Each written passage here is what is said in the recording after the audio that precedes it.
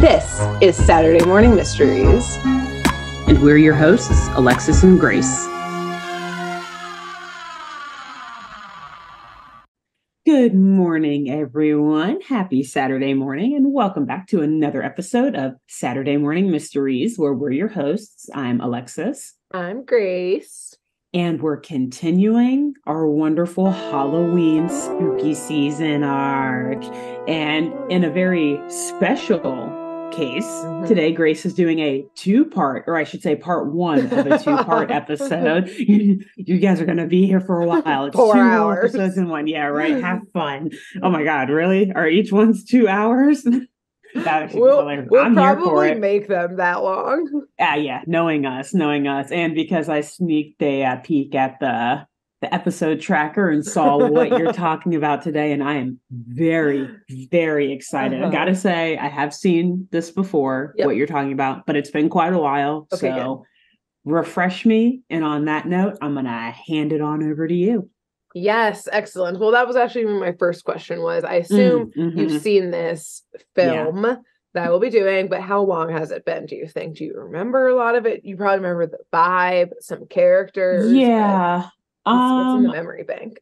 What's in the memory bank? Actually, well, in terms of the story, maybe about like 50%. I kind of remember like some of the overarching stuff, but really what I really remember from it is a lot of the food, a lot of crawfish. A lot of good beignets going on. I remember watching it when I was younger with my brothers when it first came out, because I think, well, I'll let you get to that, but I think it was the first of its kind in terms of the show and the universe that we're talking about. So it was just a very big deal when it came out, and it was very spooky and creepy vibe. So the three of us really, really loved watching it when we got it on VHS, I think from Blockbuster or something. Oh my God, yes. Yeah. So many things are throwback. So so this also, that was helpful because I think there's a chance that this is the second one that ever came out of this variety. And so you might be combining the first of its kind with this one. Due to your food comment of location based. But what are we talking about here? We'll find out. Yeah, get at it. Yeah. We are talking today and next week about the 1999 film masterpiece, Scooby-Doo and the Witch's Ghost. Yes. Film masterpiece. And yes, this is a classic TV movie version of Scooby-Doo. And the first one that they had ever done actually was Zombie Island, which is, I think, maybe what you're thinking about, if that had to do with New Orleans or something. Yeah, you're right. This was a follow-up, and it does tie some plot lines and storylines from the first one into this one. Okay. This was the second Scooby-Doo movie, TV movie. Gotcha. Thus, probably the confusion there. Yep. Which works to my favor because it means you don't remember it as well, which I'm grateful for. Yeah, it's a win-win. Exactly. But yes, as you said, it was a huge deal to youth like us that there was a whole movie coming out that starred Scooby and the gang. And throughout the years, following these films, they've just done more and more, including eventually live action films, et cetera, et cetera. And basically all of them, it's basically just a Scooby-Doo episode, except a bigger mystery, bigger shenanigans, bigger clues. A little longer. And this is no different, except for the fact that this one is a Halloween episode. And so I have not seen this film in a very long time as well, easily over a decade. So I started out by doing a quick Wikipedia of when it came out and was gobsmacked by the cast of this film. So we'll meet the additional characters as in this film as we go. So I'm not going to fully tell you which voice actor plays who, because one of them is a big reveal later on. But I'll just tell you whose voices appear in this and who else they are in the world. So first, we have Jennifer Hale, who was Sam in Totally Spies, and Mandy. She played both of them? Both. Girl can do both. I wonder which one is more like her normal voice. I hope Hopefully Sam. Sam, actually, because once I figured out who it was, I was like, this is Sam. Yeah. The voices were not that different from Sam. And then Jane, I'm going to say her last name wrong, probably. Jane Weedlin, who's a member of the Go-Go's. She's one of the founding members of, it's a rock band, the Go-Go's. Okay. Big 90s band. Tress McNally. Oh, that's a legend right there. Get ready for this list. Yeah. Oh, yeah. Animated voice icon, including Dot and the Animaniacs, Gadget and Chip and Dale Rescue Rangers, and Futurama.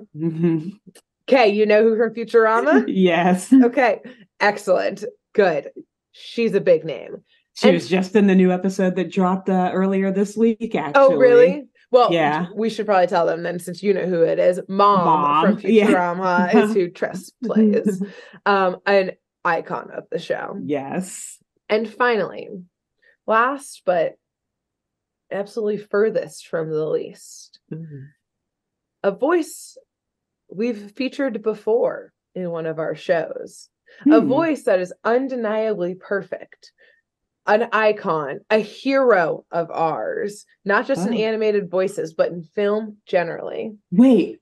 Oh my God, I think I know. Oh my God, I know. And now it's coming back to me. Tim in the movie. fucking Curry. Yes, that's right. Isn't he the author? Yes. Yes, that's right. Oh my God, I totally forgot. Oh my God. I can't wait until you're done with this so I can go back and rewatch this movie. Yes, we have to wait until both parts. I know. Yes, so Tim fucking Curry is in this film. Yeah, playing I totally forgot. A main character, and thus we get his soothing, sweet British vocal cords the whole fucking movie. Yes, I cannot wait to rewatch this. It is perfect. Like the second I saw that on Wikipedia, I was just like, it's perfect. This is a perfect film. I have also no notes. And now it is coming back to me, the differences between this and Zombie Island. Just even you starting with that.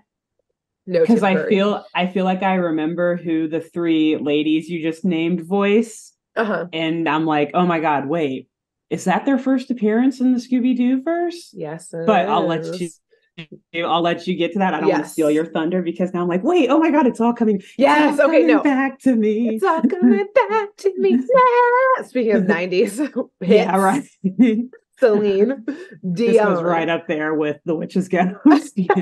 I'm surprised they didn't use that song. Celine Dion didn't give the rights to that for Scooby-Doo and The Witch's Ghost. She? Weird. Get it together, Celine. No, I'm glad that it's slowly coming back to you, because that's what watching this film, like, I would love throughout this for you to shout out when all of a sudden you have these brain blasts. Memory bursts. While watching it, that's what was happening to me. It was just nice. like, oh my God, I remember that. Or being like, wait, I thought this happened. And then it did or didn't happen. And just it was like a hypnotherapy recovered memory situation happening.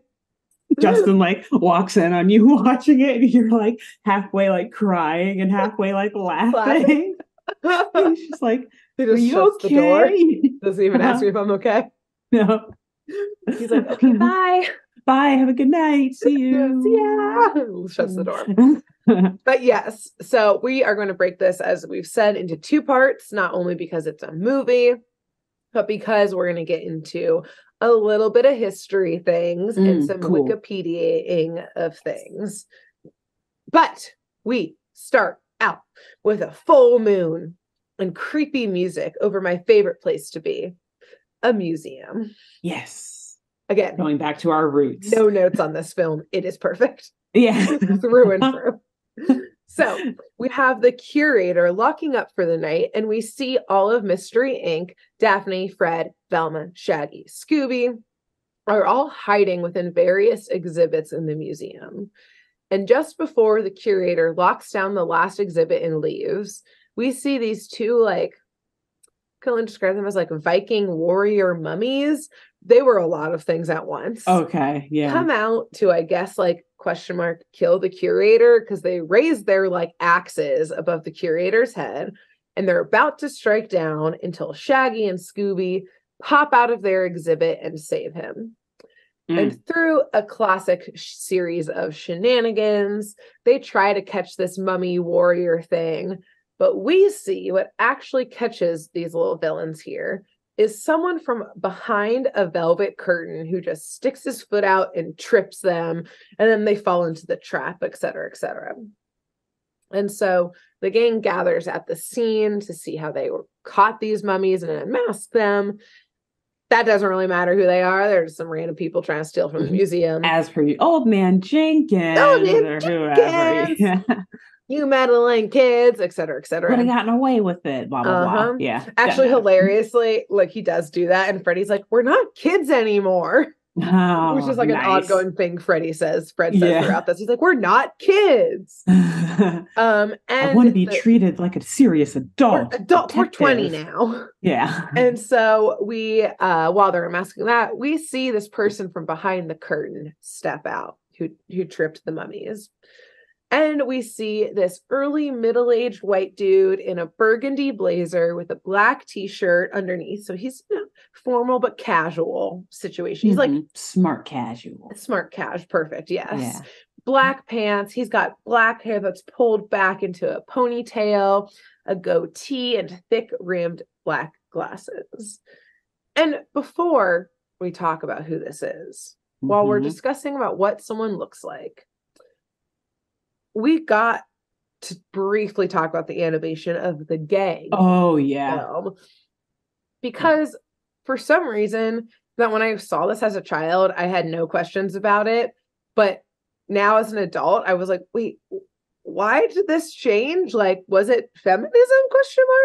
But Fred and Daphne's outfits have changed, but no one else's have. Yeah. Like Velma, Shaggy, and Scooby all look exactly the same.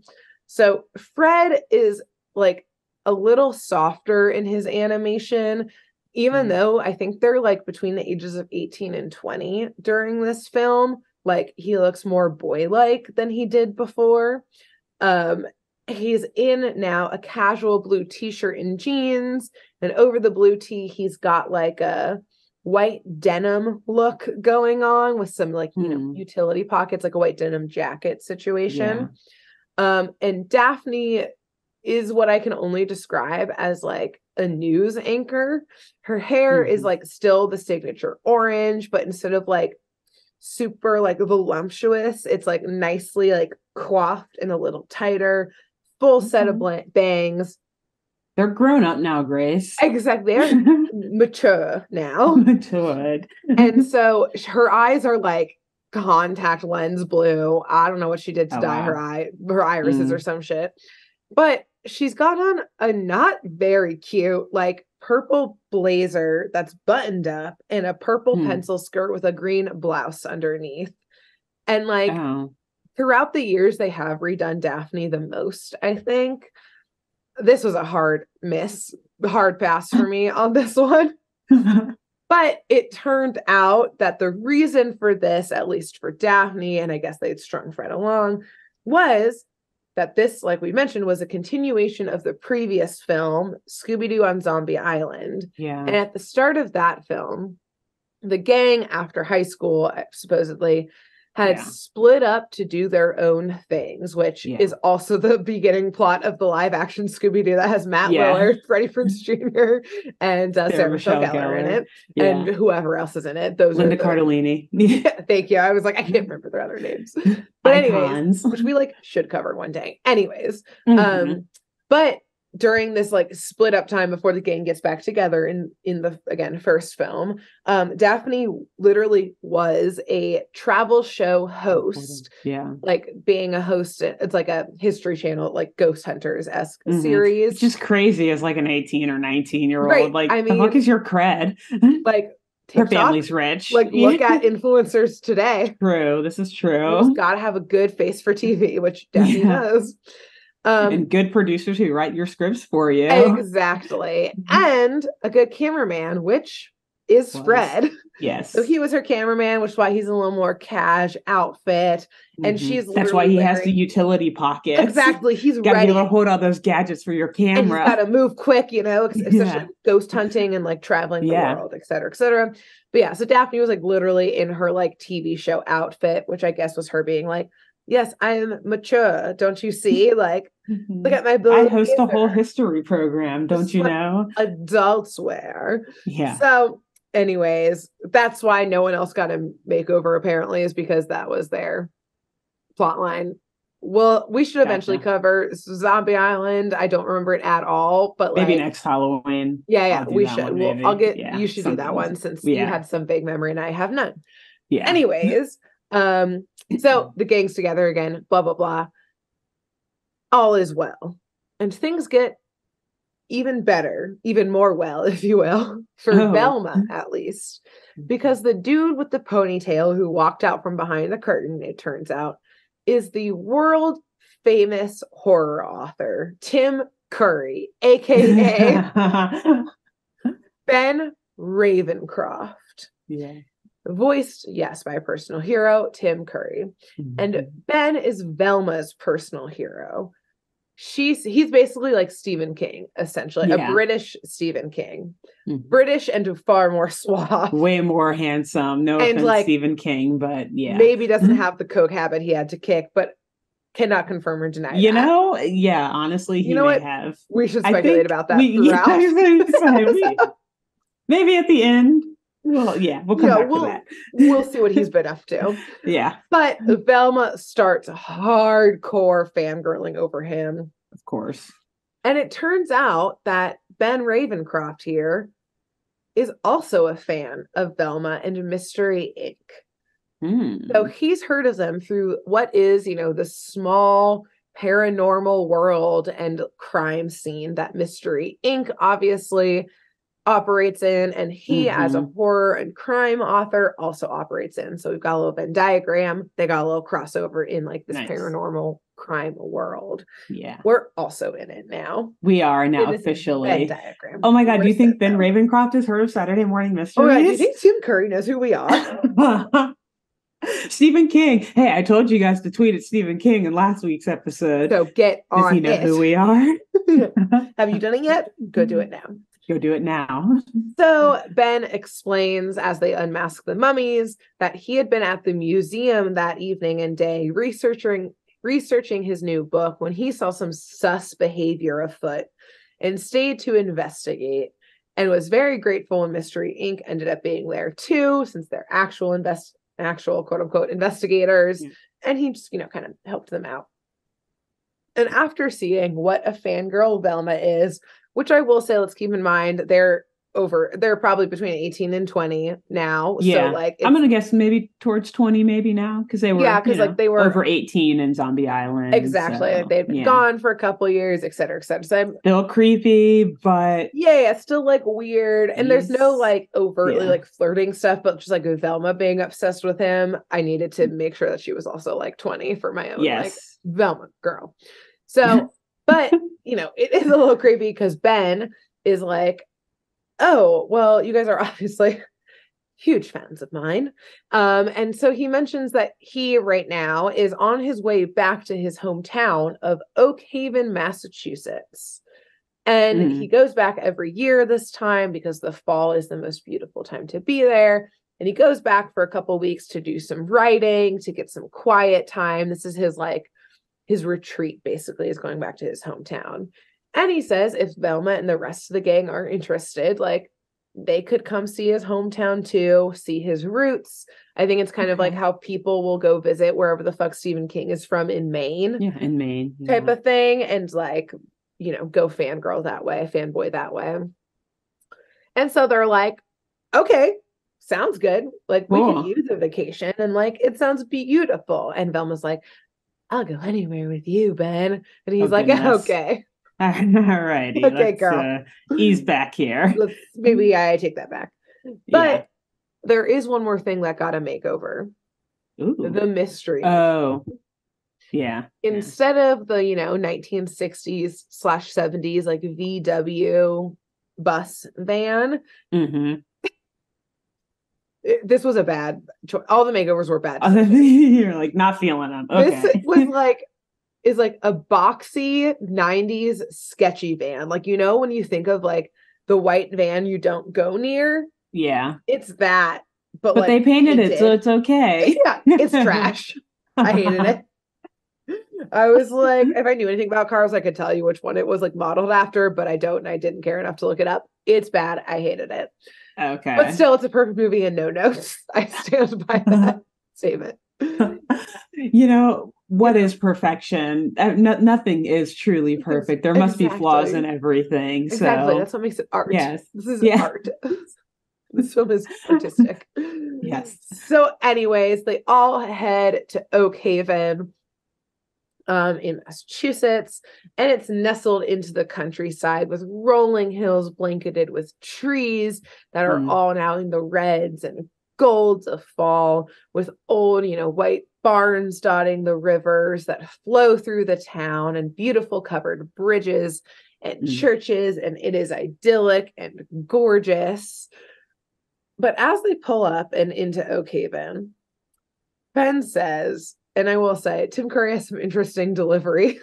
Oh no. Great choices. But it's still perfect, and we love you, Tim Curry. Perfect. And he is perfect, and this film is perfect.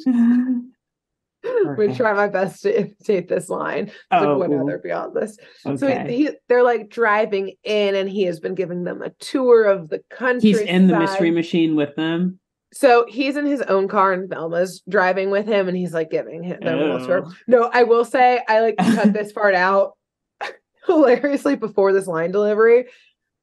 Velma is like, and then at the end of blah, blah, blah, I just couldn't. And then Ben's like, oh, look, we're pulling into the town. And she's like, what, already? And he's like, yes. So he's like, get out of my car, girl. Yeah. But this line part, so this is just a Velma, but he goes, see, welcome to Oak Haven. What?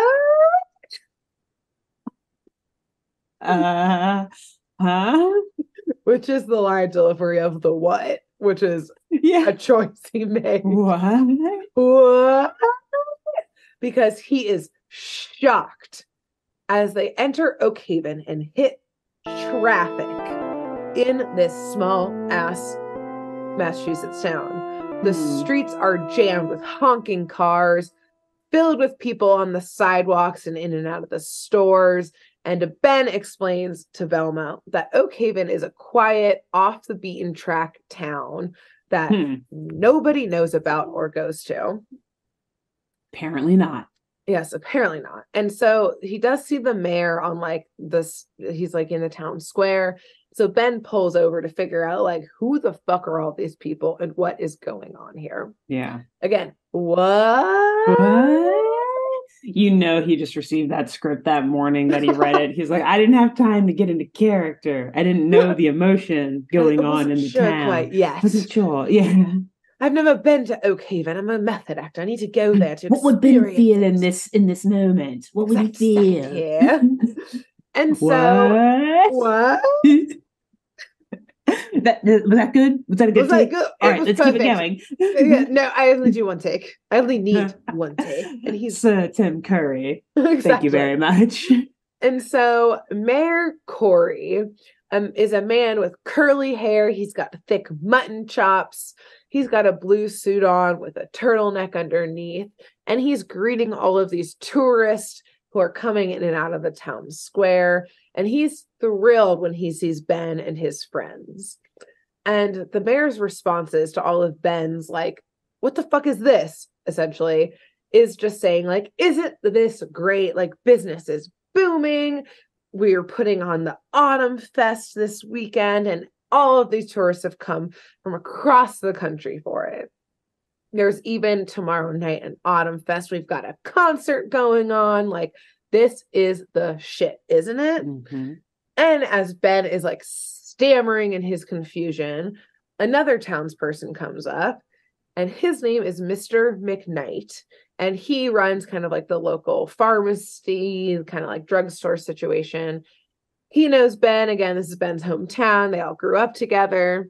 He runs up to Ben and pulls out a box of merch t-shirts, telling Ben that, like, Ben, this one's on the house, but you better get it now. I'm about to sell out of these shirts at my store. Like, the town is popping, and I'm like running low. And the merch has a green witch on it on the front. And it says, I met the ghost of Oak Haven, and then in parentheses, and lived. Nice. So, nice. Yeah, okay. It's pretty cute. It's marketable. Yeah. It is marketable, very much so. And at the mention of a ghost, obviously, Mystery Inc.'s ears perk right up. Yep. Including Scooby's, who's literally do. Maybe just from fear, but everyone else is like, hell yeah. Job, like, aka unpaid volunteer work. Yeah, exactly. Scooby and Chad, you're like, let's get the fuck out. Yeah, Daphne's probably like, oh no, this is paid for me now, though. I'm comping this to my business card from a travel show. They're like her crew, considered her crew or whatever. Yeah, Velma, you're on the tax boom. Deduction. Perfect. Yeah. But Shaggy and Scooby are security. Yeah, exactly. And so noticing this, their interest, the Mayor Corey, who I'll just refer to as the mayor, explains like, yeah, we got a fucking ghost in town. That's why all these tourists are here. They're basically all ghost hunters. Y'all want some merch too? Like McKnight, hook them up with some t-shirts. And actually, it's funny that y'all are interested in this ghost, specifically Ben, because it's the ghost of your ancestor, Ben, the witch Sarah Ravencroft. And at this, Ben loses his fucking mind at the mayor and McKnight, saying that he thought that they put this witch shit to rest about Sarah. Like loses his mind, so it sounds like an anger, not like, okay. Yeah, he doesn't have a mental breakdown. Yeah. I was like, oh, what are we talking about here? He doesn't relapse onto coke like CBK or something like that. Or does he? Or does. The anger is that. It's fueled. Yeah. Yeah, he's like a little too angry. But anyway, because of the coke. But no. He is just very mad that they would even bring this up. This seems like this has some history in the town. And Ben is like sick of people bringing this up. But the mayor says like, whoa, Ben, like this is not our fault. We are not the ones who brought Sarah into this. She brought herself into this. And like, here's the thing. We may have, like this speaking as the town, we wanted to like recreate kind of like a Puritan village that had like founded our town. So, like back in Ohio, they'd have like the little like, like pilgrim villages where you can go and like churn butter and like that type of shit. Yeah. Sharon Woods. Exactly. We all went on school field trips. Trips there. We all churned butter once in our life. Are you from Ohio if you haven't churned butter? Exactly. While like some slightly like 20-year-old looks bored as fuck. Yeah. At their like fall job. Like sweeping in the background, whatever's rolling her eyes. Probably listening to their iPod at the time or Walkman, et cetera, et cetera. But anyways, so like they decided to build one of these little towns. It was a Puritan village that like founded Oak Haven. But after they built it, this ghost started appearing and haunting the shit out of this town.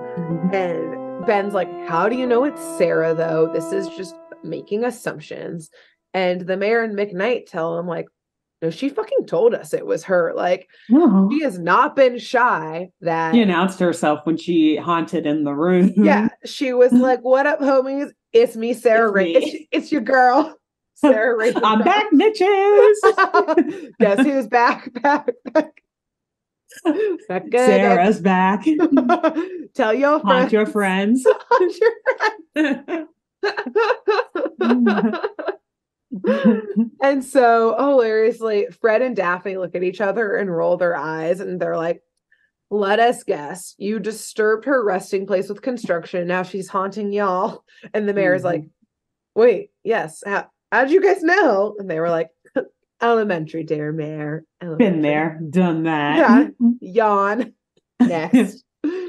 But the mayor brings them all to this recreated Puritan village where, yes, there are people dressed up as Puritans, churning butter, making candles, all of that good stuff we've all done. Yes, also have made candles. Yes, exactly. They even have those like old timey, I don't know what they're called. I gotta look this up. It just obviously did not. But like you know what they would like keep prisoners in with like the arms and the head? Oh, the stocks. The stocks. In yes, the, thank you. They've got something like Alliance that. Yeah. stocks up in this village that people are taking pictures in. Cute. Little tourist attraction. Yeah. Oh my God, do it for the gram or MySpace. Yeah. This place deserves to be haunted. Yeah, exactly. All the people that died in those are like, are there some stakes that witches were burnt at? We'll see. Props. But yes, this place is brimming with tourists taking photos. Probably some school field trips are running around in there, et cetera, et cetera. And while Scooby, Shaggy, Fred, and Daphne explore the attractions and look for some ghosty signs, Velma and Ben are talking to the mayor a little more. And while exploring, though, Scooby is, digging around. I think he was like chasing a little squirrel or a gopher or some shit like that, and finds this like very old, rusty, square piece of metal that looks like a shoe buckle. And so even though like they realize, or like someone tells them like this is an artifact that's probably like 400 years old, Shaggy is just like cool and puts it on his shoe instead of like preserving Where's it. your museum? Like, yeah. To a museum or like the city. He's just like, this is called fashion. Look it up. Puts it on one shoe. One shoe. One shoe buckle. You know what? Mismatching is all the rage. The 90s were a weird fashion time. Yes. 1999, it's a weird time for everyone. But back at Velma, the mayor, and Ben, the mayor explains that, yes, the disturbed Sarah Ravencroft was a persecuted witch way back in 1657 in this town. Okay. Ben immediately is mad about this witch slander that is going on. And he explains that Sarah was unjustly persecuted. Well, fair, as we've covered in previous episodes. Exactly. Very timely that I think your last episode was about witches. Yeah. You've talked about the Salem witch trials before, et cetera, last Halloween. Yeah. Yep, exactly. And so Sarah wasn't a witch, he says, but she was a woman who simply practiced natural healing and was like an herbalist and was unfairly accused due to her eccentric ways. And Velma pipes in that this is classic mid-1600s behavior, just like the Salem witch trials. If you're a little eccentric, a little weird, piss off your neighbors, people be calling you a witch. Talk out of turn. Show your ankles a little too much. Oh, she's a witch. A witch, burn her. Burn her at the stake. Burn her. So, and if you want more about the Salem witch trials, yes, go back to last Halloween, listen to one of Alexis's episodes, I believe, where she talks Classic witch or something like that. Yeah. Talks, which I think it was also a Scooby-Doo episode, perhaps. It was. Yep. Why do I feel like that witch's name was Sarah too? That's what I was going. Yeah, I was like, was this movie totally based off of that, or like that episode maybe was a lot of the inspiration for this? Maybe I don't know. I was going crazy thinking about that, and then continually forgot to look it up. But in my head, it was the same name, Sarah Ravencroft. I don't think it was Ravencroft, but for some reason. I feel like it was Sarah. Maybe not though. That's just like also a super common name. Exactly. I was about to say someone's like, it could be named a nod to like the Salem witch trials and kind of like the group of 6 girls who like caused it all. Maybe one of them was named Sarah, but again, that's just a super fucking common name. So like, I think I know at least 6 Sarahs. Sarah was persecuted during the Salem witch trials. Yeah. Anyways, Ben agrees with Velma and is like, yes, you are correct. So many people were getting persecuted at this time unfairly, mainly women. But yes, again, she wasn't a witch, but a healer. And I think that she kept a journal of all of her patients and kind of like herbal remedies and kind of like her, I guess, like doctor's log of sorts. And potions. Exactly. Potions, aka medicine. Medicine. This is why people died at like age 30 back then. That medicine was like black magic. Like you were having some praise. And he proceeds to ask the mayor, asking basically that like, were there, kind of he sees Shaggy's fashionable shoe buckle, and he asks the mayor like, were there any other things that you found during kind of this construction? And the mayor says no, besides, more kind of like shoe buckle-esque things that would have stood, 400 years in the ground. So like metal preserve objects, them. basically. And Ben is disappointed because he thinks that if he can find Sarah's journal, he could clear her name and basically prove that she wasn't a witch, but instead that like this journal was filled with, again, medical records, her like herbal remedies, that type of stuff, and just prove that like, again, she was doing good. She wasn't some evil witch. Yeah.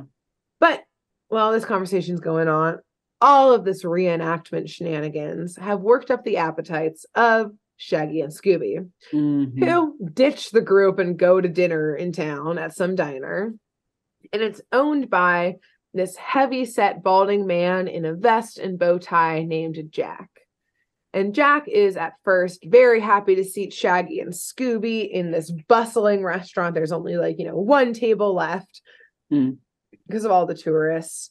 Yeah. But obviously, he very quickly regrets this because they, of course, eat him out of house and home immediately.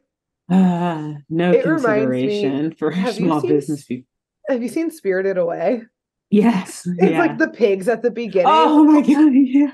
Like that's literally what it is. Like they like humans instantly turning into pigs. Yeah, like just like chowing down soft. and like getting bigger and bigger and bigger. So that's what they're up to over there. Nice. Yeah. Nice. Meanwhile, Velma, Fred, and Daphne head to Ben's like childhood home, which is a straight up fucking mansion, to see where he grew up, see his, studio, where his genius comes from, et cetera, et cetera. So they're hanging out in his office, which is like, what? Where is he? I just imagine Velma's like, I want to see other rooms too. Where his genius happens. Where does your real inspiration where does the magic happen? Like they give like MTV cribs. They'd always go to the bedroom, like, and this is where the magic happens. And I was like, yes. The genius. Ben like shuts the door on her. He lets Fred and Daphne in. Velma, you stay there. Actually, Velma, can you go grab us something from the basement? Velma, could you go? We're a little hungry. Could you go to town to that diner and get us some food and bring it back? Yeah. I can't think on an empty stomach, Thanks, girl. As soon as she leaves, the door, looks at them like she's fucking weird. She always like this, and they're like, actually, no. Yeah, actually, no. She's just stalking you. Really into you, yeah. Like, really into you, Ben. Yeah. You should be careful, Ben. Yeah, I don't know why you let her ride with you. Up here. Yeah. Ben was like, I regret it. She took locks of my hair from my ponytail. What? When? Is there any way to send her back to where we came from? Exactly. Like, oh, Velma, I left something in that museum. Would you please be a doll and go back and get it for me? I left my other blazer there. Could you go? Yeah. I left an unfinished manuscript. Like, Velma is full misery. Yeah. Like that old film. Yeah. That would be Velma with this author. Oh no. Anyways, in his Another great horror thriller movie. Exactly. Yeah. That I haven't seen but know about. Yeah. I truly actually this whole time I was like, Velma would be that film. Yeah. It's in the Northeast. Winter is coming. Someone who's She's obsessed. Like super stalker obsession vibes. With an author. Exactly. Oh boy. Yeah. And so in his office, yes, he eventually let Velma in. And above one of the fireplaces in this mansion is a painted portrait of a woman who has long brown hair on, layered skirts. She's got kind of like a headscarf holding her hair back. She's under this great, beautiful oak tree with kind of like a bunch of bowls around her. And she's holding some type of like journal or book or something. Okay. And Ben explains to the gang who's looking at this portrait that this is indeed a portrait of Sarah Ravencroft, his ancestor. And as he narrates, we go into a sepia-toned flashback from the 1650s, where we see a young and very much alive Sarah Ravencroft treating an old lady with something that she's kind of like mashed up in like, a mortar and pestle. There's like some smoke rising from it, but we see her like kind of foraging, dropping some natural herbs in there, having this old lady drink from it, and kind of the old lady smiles at her. And Ben continues to explain in this flashback that, yes, this is, and like Sarah's writing in this journal, that yes, he thinks this is a journal or a log of all of her patients. And she focused, and this killed me, specifically on those who couldn't afford medical treatments. Because I guess healthcare has always been fucked in the United States. The tale as old as time. The tale as old as colonization. Truly. And yes, that he thinks that this journal, like we said, would prove that she wasn't a witch doing spells, but a natural healer. And specifically, Ben says that she was what's called a wiccan. Ah, okay. No. Yeah. Let's head to Wikipedia here. See what I did there? Wikipedia. Yeah. To talk about witches and Wiccans. And let's note here, I obviously am going to get things wrong. Sorry to anyone out there who's into witchy things, practicing witchy things, or Wiccan-y things. Yeah. You all know I simply stayed on Wikipedia for this and just clicked on further Wikipedia links, all of 3 pages, and that was it. Hey, that's a lot. That was the most. That's more than one. Have done. It's usually one and done. You could say I reviewed multiple sources for this. Exactly. Yeah. Yes, I did. Thank you very much. So let's start with witches. And obviously, I guess not obviously, but to talk about witches, I'm going to focus on like the Eurocentric history and definitions, because that's the lens we usually see them through in America. And also it's because here and in Europe, that's where, Christianity really fucked shit up when it came to witchy things. And so by definition, witches are simply practitioners of witchcraft, magic, or sorcery. And historically, witchcraft and the witches that practiced it were said to do so specifically to cause misfortune to others. Sometimes what's called black magic. Essentially, they were seen, if you were practicing witchcraft, people assumed you had like, malicious intent and were up to no good. Although there were what was called in some places cunning folk who also practiced magic, but they were healers or they were protecting you against the malicious magic. So it's kind of interesting that they were like, witchcraft is bad unless you're using it to protect me from the bad witchcraft. But most of you are practicing the bad witchcraft, which again, we're going to get rid of all of you. So all of you are out of here. You get a few bad apples. Yeah, ruin it for everyone. The whole bunch. And interestingly, taking kind of a step away from Europe, is that some form of like witchcraft and witches are found in cultures around the world, which I always find fascinating. Yeah. Some thinking that like concepts of witchcraft started to explain strange misfortunes and natural phenomenon that couldn't be explained at the time, which is obviously classic. Yeah. But like I said, witches can be anyone who practices witchcraft, magic, or sorcery of any variety, quote unquote, good or bad. But the earliest recorded use of the word witch in Europe dates back to around 890. Although they were obviously very present before then, the written work says, women who are accustomed to receiving enchanters and sorceresses and witches, do not let them live. So that's great. So in the earliest times of mentioning the witches, they were already being like told to be murdered. Exactly. That was like the first mention of a witch was like murder the witch. Yeah, murder the witch. Yeah. So like by the time it reached written record, that was the vibe of like, she a witch, burn her. Burn her. Do not let her live. Got it. Exactly. And so the word witch also appears in the Bible, which I did not know, obviously.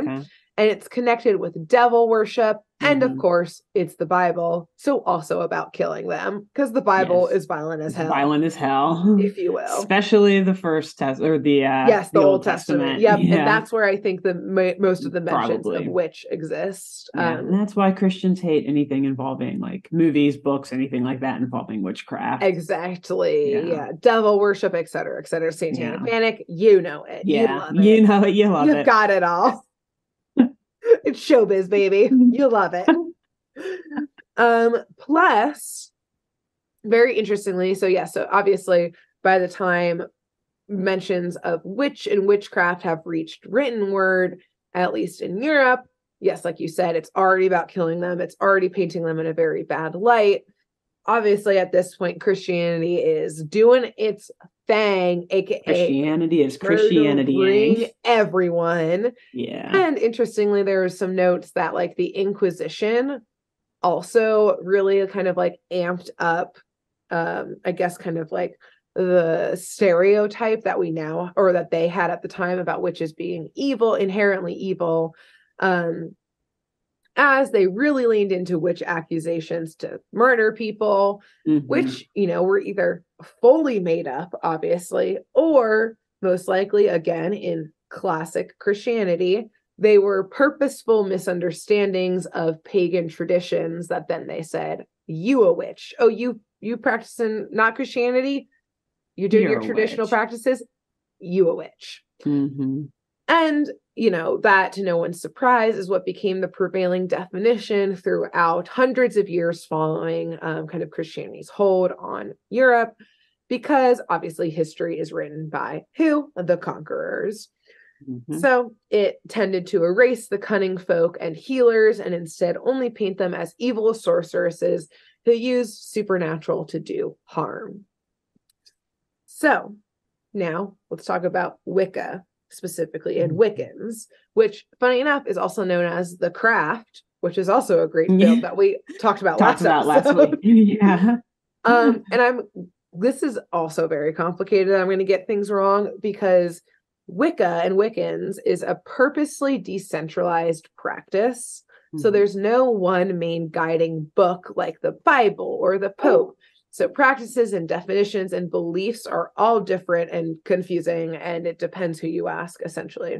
Yeah. But one thing we do know is that the word Wicca is derived from an Old English term that meant witch. So giving a nod to pre-Christian, kind of pro-pagan past, and a nod to tapping into magical elements and traditions.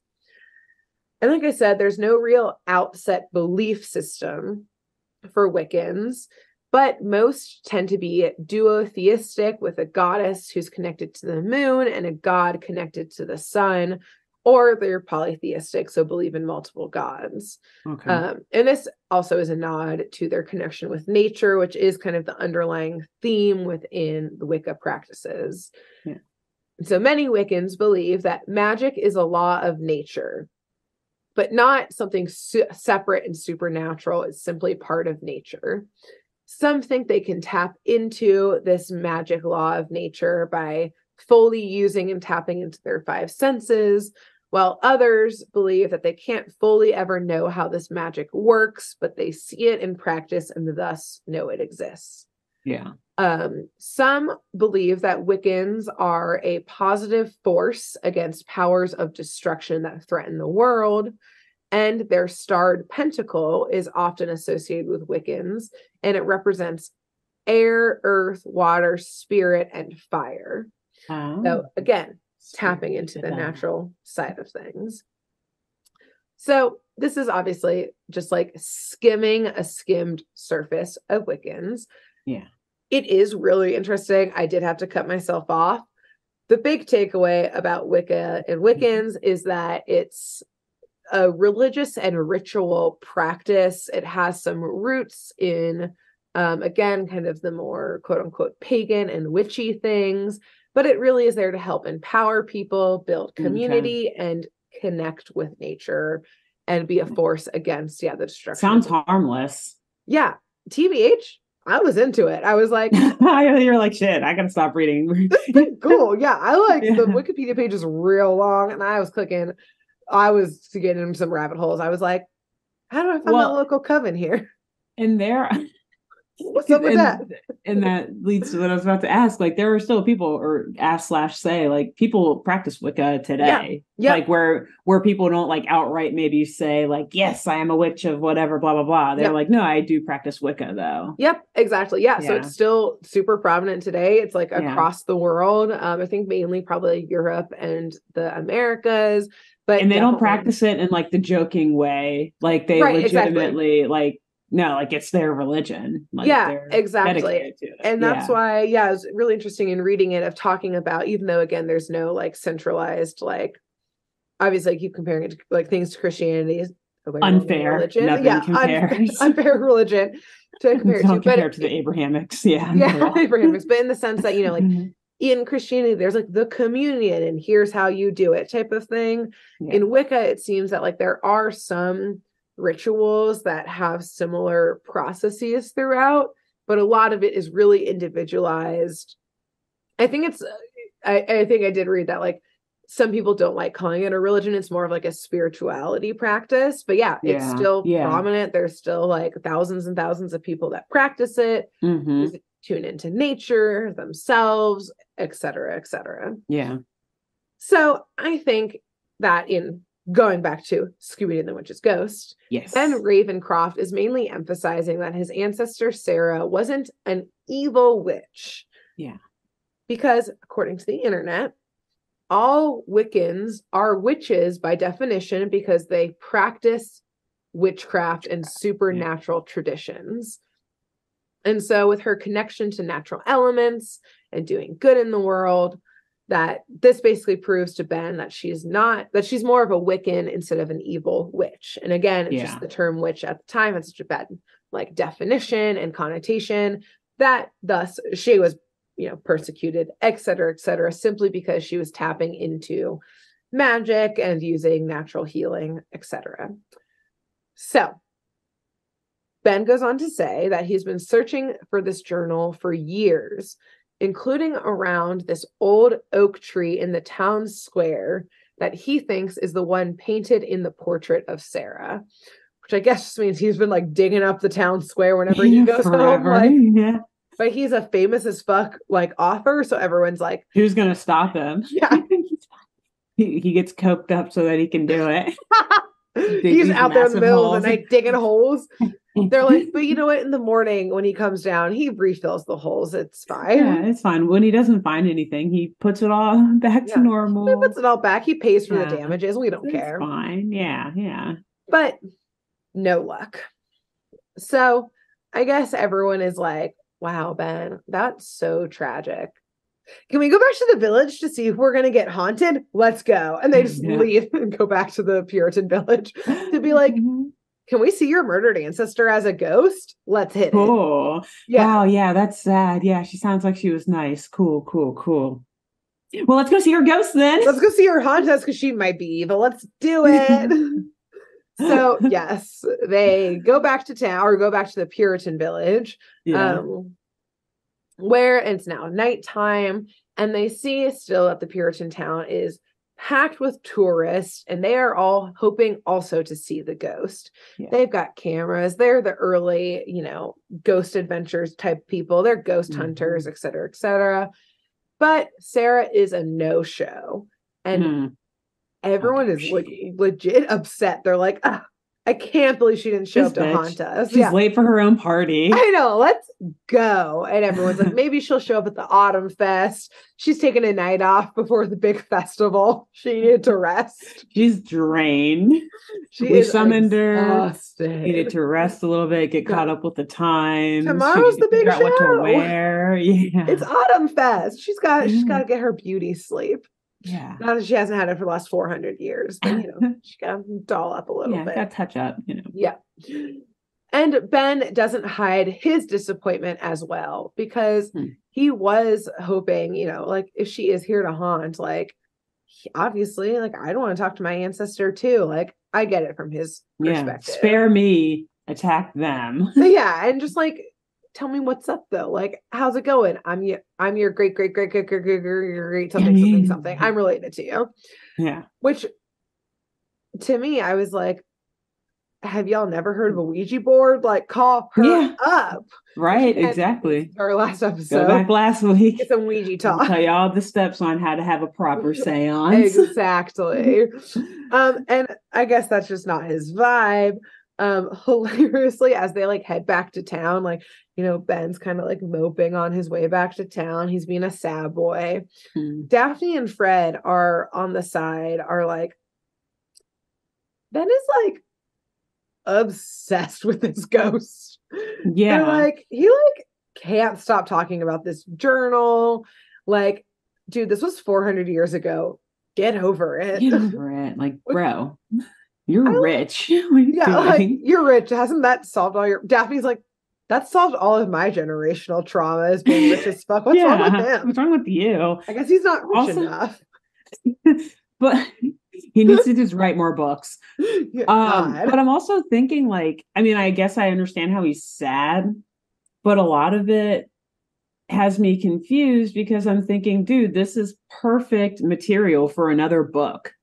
Like, right? whether she's innocent or was innocent of like evil witchcraft or not. Yeah. Like, this is great source material that you like. You should, yeah, right. Like, you should be writing up a storm. There's like 5 books I could think of that you could write about, like witchcraft shit in this small Massachusetts town. Which I did think that as well during this, and part of me was wondering that, like, maybe he's like, I need to tell my own story, but I need to have redemption for her. Like, being like, no, she wasn't an evil witch, and like almost more of like an investigative account. Yeah, exactly. Just like which, a fiction. He did do kind of like crime horror novels type of thing. So maybe this is his own, like, this will be his autobiography or loosely based on a true story type of thing. Yeah. Because that's kind of the only thing I could really think about with, like, I guess a combination of like, which actually, no, I will say he does, back when they were at his house, and this is probably why I was going to say what I was going to say next, is like,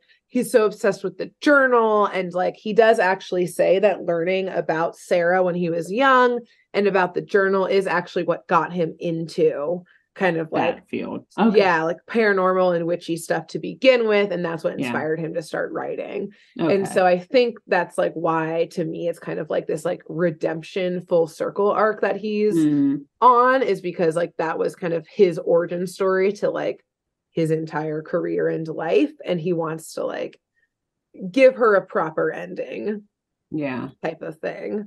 But yeah, I guess he's not into the Ouija board. He's like, that's offensive for her. I would never call upon her like this.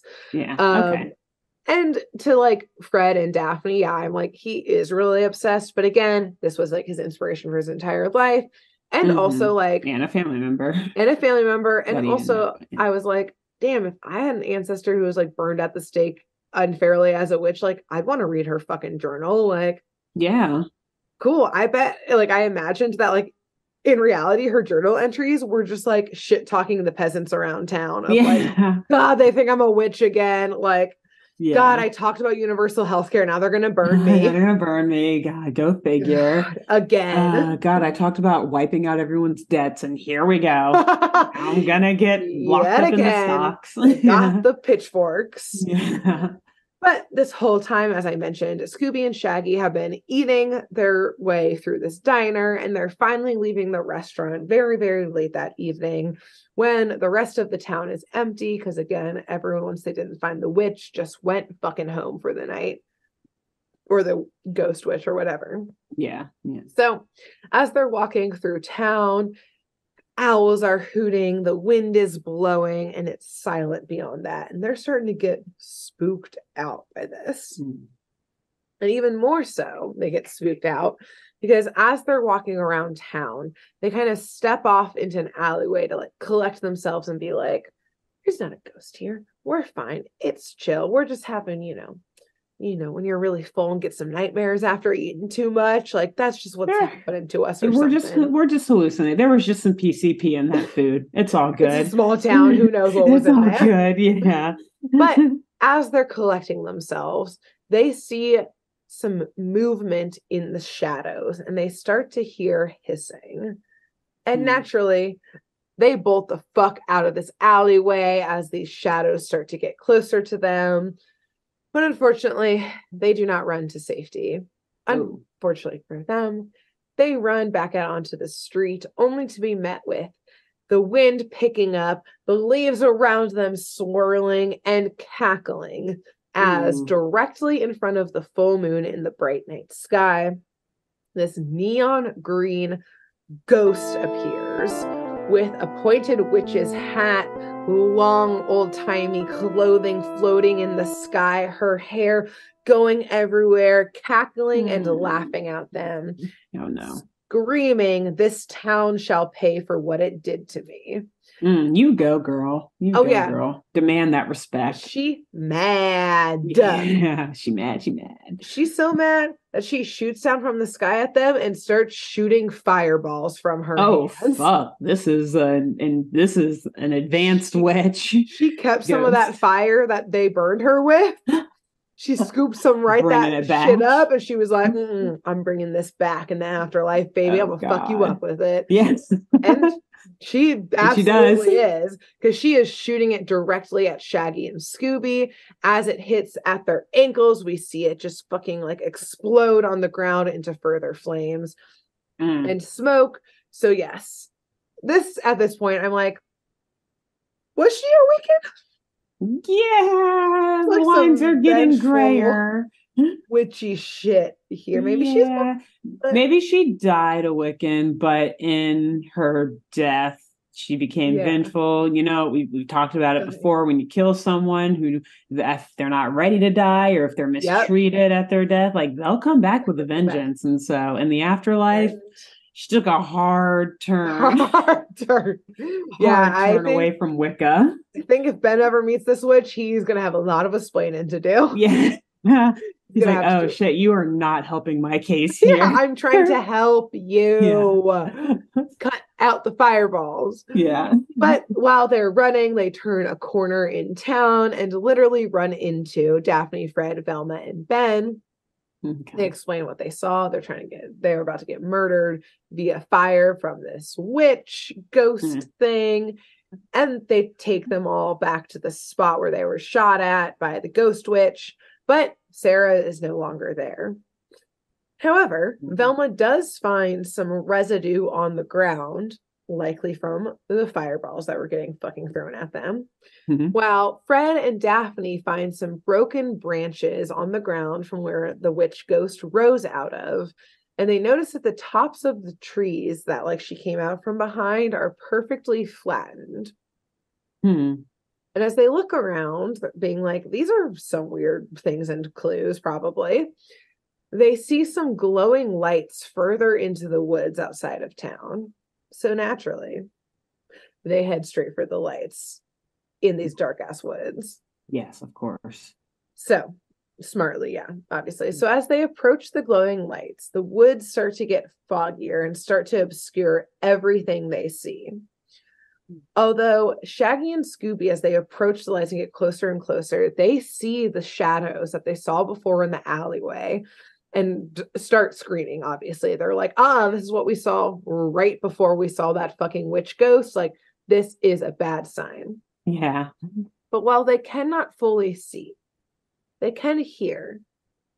And what they hear is a ripping on a guitar and I'm a hex girl and I'm gonna put a spell on you. Gonna put a spell on you. Yes. And as the fog clears, we see 3 literal icons, 3 goddesses, 3 fucking rock stars. Who I think literally changed my life at the age of 7 when we watched this film. Holy shit, you're right. We were so young watching this. We were like, oh my God. 7 or 8. Yeah. And I think like it was a combination. And tell me your reaction as well once I reveal who these are. But I was like a combination of like in love with them and wanted to be them. And I still am all these things because I think these 3, well, I'll say who they are in a second. Showed little 7-year-old Grace watching this that like women can be badass, moody rock stars as well. Because this is the fucking Hex Girls. And they are shredding. Yes, the legends on stage right now. Their song gonna put a spell on you. So I'll pause here. Yes, you did mention earlier that is indeed the three voices of the special guest I mentioned earlier. Yes. What was your relationship with the Hex Girls as a child? And yes, this was their first appearance in the Scooby-Doo franchise. Oh, I just love them. I mean, it was.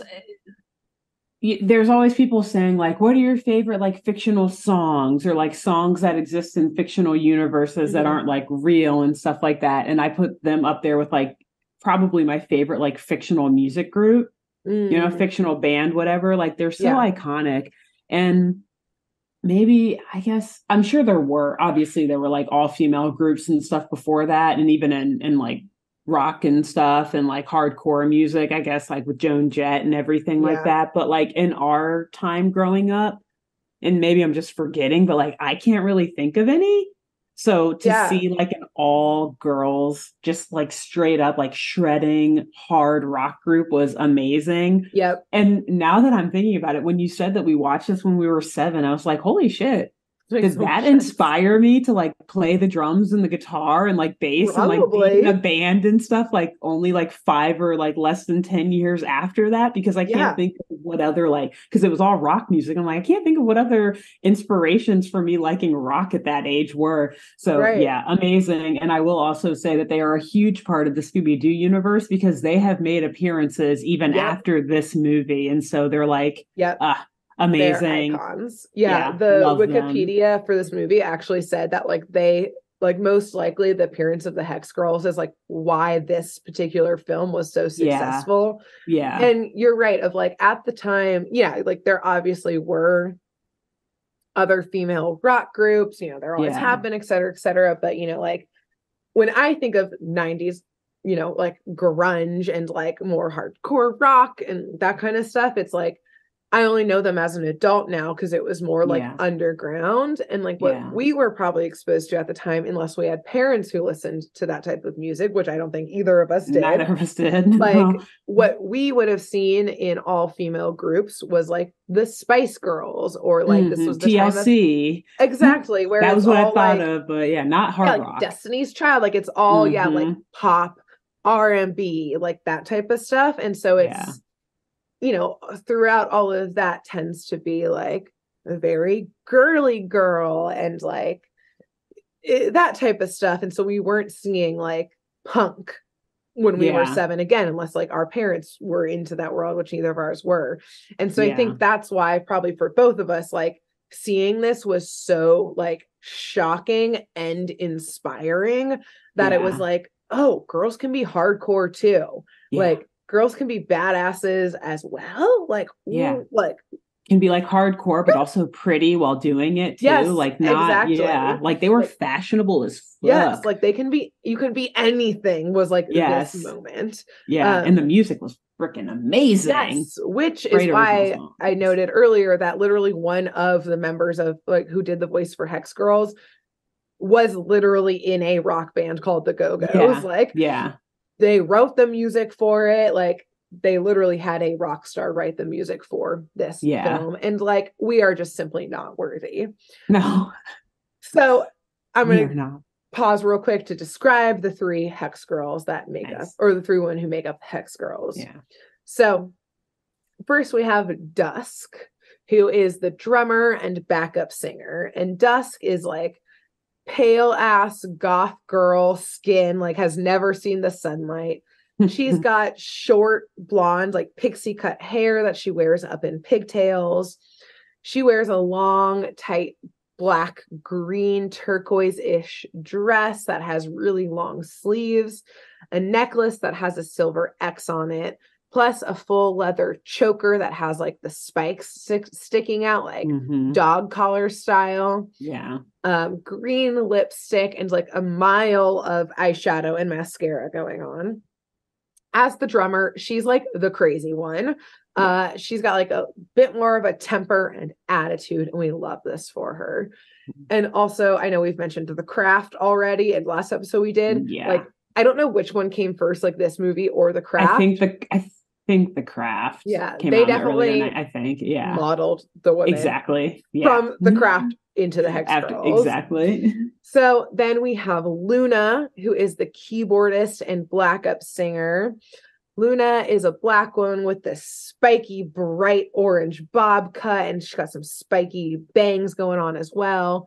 She rocks gold hoops and a gold necklace with this like bright purple medallion on it. They all kind of have like a color scheme. So Luna's is purple.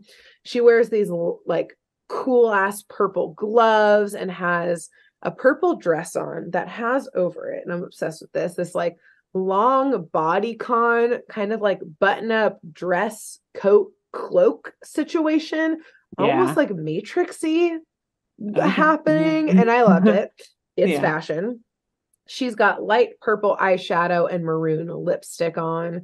She's like the chill one. She's got a kind of more monotone voice. She likes freaking people out with like the gothy witchy vibe, and she doesn't let anyone touch her keyboard. And while Dusk was the crazy one, Luna is like the cool girl. Yeah. And finally, we have Thorn, who's our guitarist and lead vocalist. She also's got the goth girl pale going on with long black hair with like tints of maroon and red in it. She's got like full vampire Elvira, Morticia Adams inspired vibe. She's got like this long or like this tight black and like red shadowy like dress on that includes fingerless gloves. It's tattered at the bottom. She's got like ankle boot heels on. She's got these like draped shoulder pieces and like a red sash around her waist. She also wears a bat necklace and has deep red lipstick on. And Thorn here really carries main character witch energy. Yes. So that is our band. They also all rock vampire teeth. Naturally. Yes, that's right. They got the fangs in. Yeah. Exactly. And of course. Why wouldn't they? Yeah. And at the end of this badass gonna put a spell on you song, which, by the way, we get a full fucking music video. Like under the full moon, fog machine, explosions in the background, ooky, spooky, creepy, witchy vibe happening. And it's perfect. And again, imagine 7 to 8 year old Grace and Alexis, jaws dropped on the floor, just watching this, unblinking, wanting to be them. No, exactly. So at the end of this performance, the gang and Ben all cheer. You know, there's again explosions that go off of stage, and the Hex Girls finally notice Mystery Inc. and everyone, and they're like, "Who the fuck are you, and why are you at our rehearsal?" Good question. Correct. Yeah. But then Luna recognizes Ben Ravencroft in the crowd. It's like they have to at least know him, right? Exactly. Yeah. They're local. They're a local band. Ben's a local hero. Yeah. And even more so, they're like, oh my God, Ben Ravencroft, like, you're one of us. Like, you understand like the spooky, creepy shit that we're into. Like, he's cool. He can hang. And Ben is a little bit like, huh, thank you. Hey. Indeed. Because like they're also young adult women, but like Velma's automatically jealous. Yeah, Velma was like, excuse you, I understand you too, Ben. Your music was terrible, by the way. But those aren't even real vampire teeth. I've seen real vampires, Ben. I've seen real vampires. Ben, remember me? Hi, Ben. Yeah. Ben. She's like putting eyeliner on desperately, but doing a back job. Like putting a choker collar on. She's taking Scooby's collar off. Yeah. And I'm like putting it on super tight. Yeah. But I'm punk too. Hi, Ben. Exactly. But despite recognizing them, the Hex Girls are like, we're rehearsing because we're like the headliners at Autumn Fest tomorrow. Get the fuck out of our rehearsal. And they're like, okay, we're security. Yeah, security, get them, or we're gonna hex you. And they're like, okay, sorry, we're out. Bye. Ben's like, okay, like, bye. They look like they actually could do that. So I mean, just go ahead and back out. Exactly. Yeah. So they walk away back into the woods, and Fred notes that like the Hex Girls like did kind of seem creepy and thus maybe suspicious. And thus at this point, gang, we should probably split up for the night to follow a couple leads we got going on here. And Fred, of course, says, all right, Daphne and I will go keep an eye on the Hex Girls. And this moment is also why this film was iconic and life-changing, I think, to us as Scooby-Doo fans as children. Because Velma fucking calls Fred out and says, hey, Fred, why is it that you always seem to pair off with just Daphne? And Daphne starts blushing and Fred starts stuttering. Velma throws him a bone, though, and's like, okay, sounds good. Like, we'll go our separate ways. You guys go keep an eye on the Hex Girls. But I remember this being like this again was like a recovered memory, like a huge deal to me, because I think it was like the first, I don't know if they did it in Zombie Island. I don't think they did, but this I think was the first moment where the show was like, yeah, Fred and Daphne are together. Like, a little tip of the hat to it. Yeah. Although at the time, I think I was just like, oh my God, Fred and Daphne. Like, oh my God, she's blushing. He's stuttering. Like, they're dating. They have a crush on each other. Where like now as an adult, I'm like, they're just going back into the woods to like hook the fuck up. Like, that's why they were like, we'll stay in the woods. Bye. We're going to go make out. Like, deuces. But yes, this like was a recovered memory of a big moment to me of, again, me being like, oh my God. And Velma calling Fred out for like going into the woods to get some with Daphne. Yeah, right. So yes, the gang splits up here and we're going to follow them all until they reunite. And so some time passes and we rejoin Fred and Daphne probably after they've hooked up, because Fred is standing like inches from Daphne and like really, I will say adorably for all that shit I just gave them. He's like stuttering and blushing and being like, Daphne, I've been needing to like tell you this, but there's like, it's never felt like a good time. And now feels like a good time to tell you that and then he's interrupted by the presence of the Hex Girls walking through the woods after their rehearsal, which is like low-key heartbreaking because I think Fred was about to confess his love to Daphne. Yeah. And got interrupted because, again, never a perfect time. No such thing, especially when you're in Mystery Inc. No, never a perfect time to express your love. And the whole time Daphne's just like, oh, Freddie. Fred, what now, Fred? Yeah. Oh, the Hex Girls, look. Oh, hey guys. No, they stay incognito because they hear Thorn telling the other two that they should perform their ritual tonight. Ooh. But Luna and Dusk are like, Thorn, we're too tired. Our powers are weak from rehearsal. But tomorrow, before the show, we should definitely perform our ritual. And Thorn is like kind of pissed about this. And she's like, fine, girls, I'll just do it myself tonight. And they all say, bad dreams, sisters, as they all go up into the woods, which we should adopt, like in our personal lives. Yeah, bad dreams, sister Thorn. Yes. Bad dreams, sister Luna and Dusk. I love it. Yes, it's perfect. So they all part ways, but Fred and Daphne decide to follow Thorn due to her mention of some spooky ritual. And they follow her, kind of creeping through the woods, back to her house where there is like a shed out back that she goes into.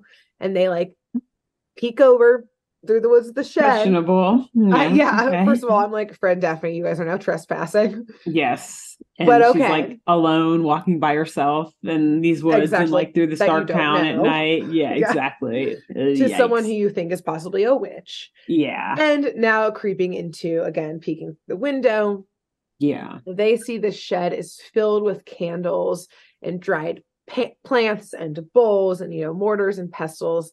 And they see Thorn lighting the candles and starting to make a concoction that starts bubbling and smoking and like filling the room with smoke and fog. And then Thorn starts drinking the potion. To which Fred and Daphne are obviously like, this bitch is a witch. She's a witch. We should probably leave now. She's doing a ritual here. So they GTFO back into town to try and find the rest of the gang. But meanwhile, the rest of the gang, Velma, Ben, Shaggy, and Scooby, as they were walking out of the woods to go back into town to like try and see again where the witch had spooked Shaggy and Scooby, they find a set of tire tracks in the woods, not near any of the roads. Okay. So they follow the tires until they hit this decrepit old barn that they see Mayor Corey walking out of after he locks the door, looks both ways, and then scurries off into the woods, which is a little shisty. Pretty suspicious. Yeah. Yeah. So Velma and Ben stay to break into the barn to see what he was doing in there, while Shag and Scoop go follow the mayor. And so Velma is able to break into the barn through an upper window, which hilariously she does by crawling on top of Ben and like standing on his like head. She's like, just a little further. And again, Ben, who's sick of Velma's shit, is like, I can't push you. She's like stepping on his ponytail. He's literally like knocking his glasses off with her feet. Oh my God. But again, whatever. Velma is able to crawl up and get in and then open a door for Ben, like kind of a side Ben, door. look at how athletic I am. How cool. Ben, aren't you impressed? This was so easy. His and glasses she's like are like broken. Yeah, he's got a footprint on his like face. She's like, wasn't I graceful like a ballerina? Like perhaps a performer, like the Hex girls. I'm more graceful than them. Don't you think, Ben? Ben? Ben? Not responding. Ben! She opens the door and unlocks it because she forgot to let him in. Yeah. Oh, I mean, didn't I make that look so easy after she left him in? She resets all of it. Yeah. Exactly. Oh, but she does let Ben in. He's like, yeah, sure, whatever, Velma. Yeah. But in the barn here, they do find a cherry picker. So basically like a pickup truck that has a cherry picker on top. So it's like a kind of got like a hydraulic lift that you can, press a button and it goes up and down. Okay. But the engine of the truck is still warm, prompting them to be like, this late at night, who's out here picking cherries? Picking cherries. Yes, it is midnight. And if so, why would the mayor have been the one using this truck? He's not a cherry picker. He's a mayor. Doesn't make any sense. But back get in it together, town, mayor. Choose your path. Back in town, you can't have both. We are a binary society, one or the other. But back in town, Shaggy and Scooby are following the mayor on a series of strange late night errands, including picking up a package from the hardware store that apparently the owner came to at midnight to meet the mayor because they're not open right now. And then the mayor goes and drops it off at the back door of another business in town. And he continues to do weird back and forths, like backdoor exchanges throughout the evening.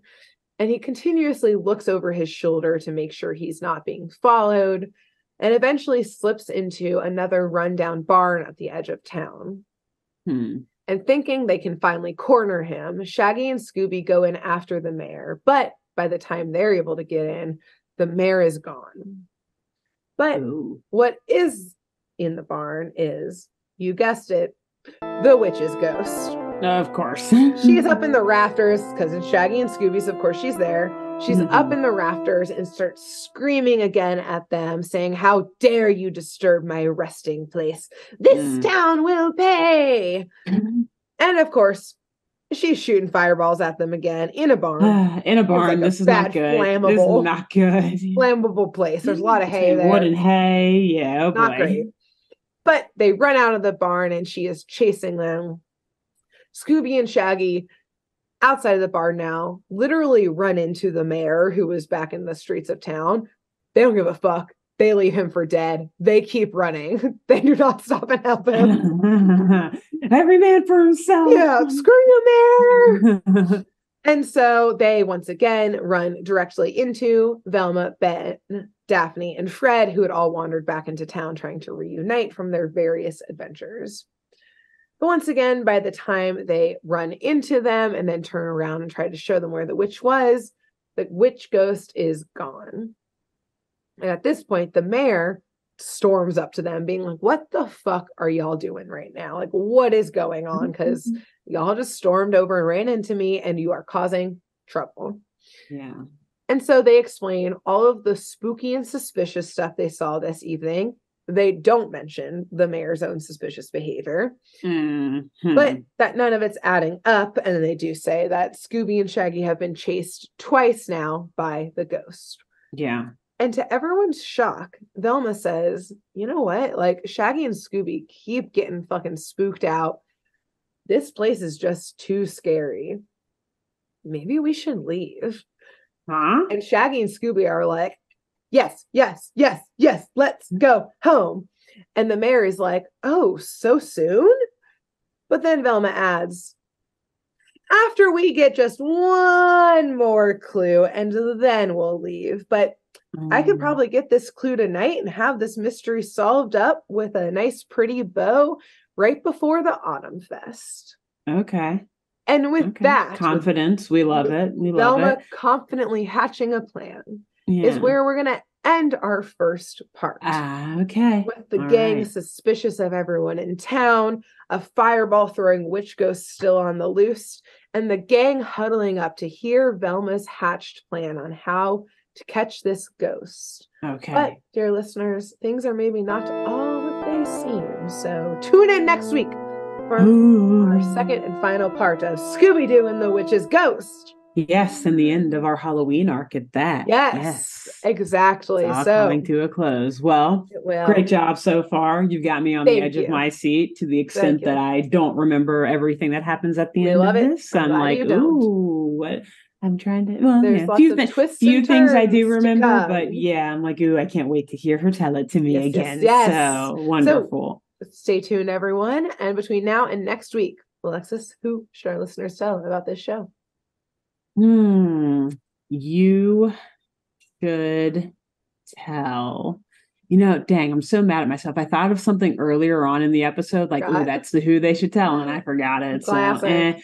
Yeah, man, everything I'm thinking of we've done before. Yep. So you should tell a history show host, I suppose. Nice. A lot of them on Instagram or X or Twitter, whatever the fuck. And yeah, let them know. Good. Who should they tell? I like that. I think after that, you should tell a paranormal author. So not necessarily like a horror author like Stephen King, but someone who specifically writes about the paranormal things like ghosts and aliens and cryptids. Yeah. And let them know about this show. They'll love it. Awesome. Great. Well, until next week. See y'all next week. Bye. Bye. Thanks for tuning in to Saturday Morning Mysteries. If you enjoyed this episode, please share, rate, review, leave us a like, and drop a comment. We post episodes every Saturday and bonus tune tangents whenever we feel like it. So please subscribe so you don't miss the shenanigans. And if you want to follow us on YouTube, click the bell under the YouTube subscribe button to receive notifications when new videos are posted. And if you want to subscribe to the podcast, we have no idea what you're listening to us on. So just hit the big subscribe button on whatever app you're using. We believe in you. Give us a follow on Twitter and Instagram at SatmornMist, all the abreves. And let us know if you have any episode or show requests by emailing SaturdayMorningMysteries@gmail.com. Thanks to Jenna Kendall for the logo design and to Ava Sakiki for the music used during this week's episode. See y'all groovy kids next week on Saturday Morning Mysteries.